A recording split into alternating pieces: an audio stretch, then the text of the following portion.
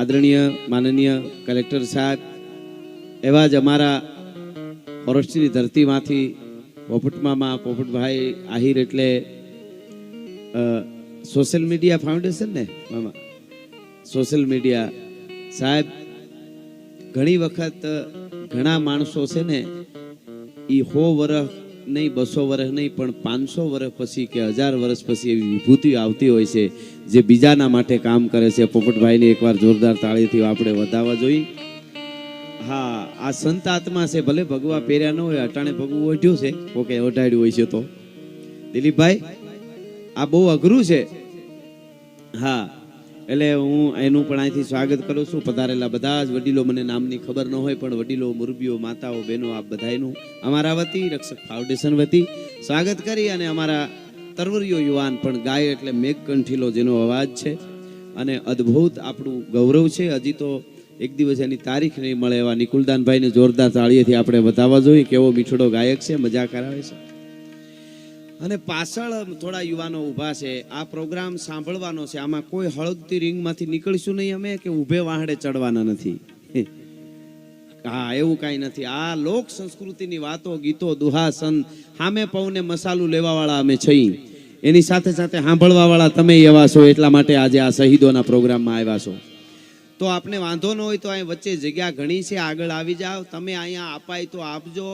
આ શહીદો માટેનો આ કાર્યક્રમ છે. ન અપાય તો સારી રીતે 2 કલાક સાંભળી જાઓ ને બેહીને, તો એ તમારો આ એક યજ્ઞ, સનાતન ધર્મનો યજ્ઞ જ છે. આ મા ભારતી માટેનો યજ્ઞ ચાલે છે અને એ યજ્ઞમાં તમારી આહુતિ જ કહેવાય. જો તમે સરસ રીતે સાંભળી શકો તો તમે એમ માનજો કે અમે આજે યજ્ઞમાં આહુતિ આપવા ગયા હતા. તો વચ્ચે ઘણી આગળ જગ્યા છે, ત્યાં આવી અને ગોઠવાઈ જાવ તો સારું. એવું તેજસભાઈનું પણ કેવું હતું, અમારું પણ એવું કેવું છે. ત્યાં બેસી જાવ તોય વાંધો નહીં. જેને હળવેકથી નીકળવું પડે એમ ન હોય એ બધા આવી અને આગળ જગ્યા ખાલી છે. આ શહીદો માટેનો પ્રોગ્રામ છે. ઘણાય માણસો છે, કરોડો માણસો છે ગુજરાતમાં અને ભારતમાં, આપ જાણો છો. એમાંથી કોઈ માણસોને એવો વિચાર આવતો હોય છે, પૂર્વ સૂર્યોના પૂન હોય ત્યારે આવો કાર્યક્રમ થાય. અમારી આ સામે આ બાજુ ને આ બાજુ જે બધા વડીલો બેઠા છે એ અને આપ બધાય મોંઘો સમય આપવા માટે આવ્યા છે. અહીં સેનાના અહીં યવાનોના પણ દર્શન થાય છે. મને એક ચારણી સાહિત્યનો અમારો સવૈયો છે, હું ઘણીવાર કહેતો હું છું કે પાनी के जंतु कहाँ पहिचानत ग्रीष्म के तप की गर्दी की केसर की करी हूँ कहाँ कीमत है न परीख जहाँ हरदी की कायर को न कसु परी है कल सूरन को सुधी है मर्दी की.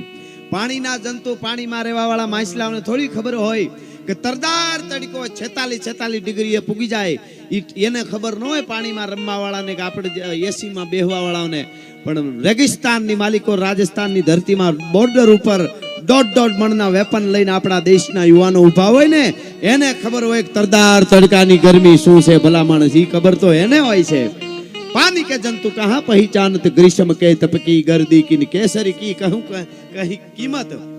जेने हळदરના ગાંઠિયાની ખબર ન હોય એને કેસરની કિંમતની શું ખબર હોય. ભલા માણસ કેસર કી કરી હું કી, અને એની વાતોય નથી.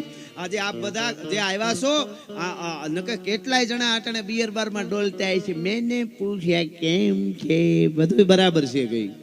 પણ તમે જે આવ્યા છો એ ખબર છે કે વીરો માટે આજે કાયમ પ્રોગ્રામમાં કહું છું, આજની તારીખે પણ, આજની રાત્રિએ પણ અને કાયમના માટે મારા તમારા દેશના યુવાનો રાત ને દિવસ સરહદની માથે જાગે છે ને, એટલે ડાયરામાં તબલું વાગે છે, હાર્મોનિયમ વાગે છે, બેન્જો વાગે છે, ગીતો વાગે છે.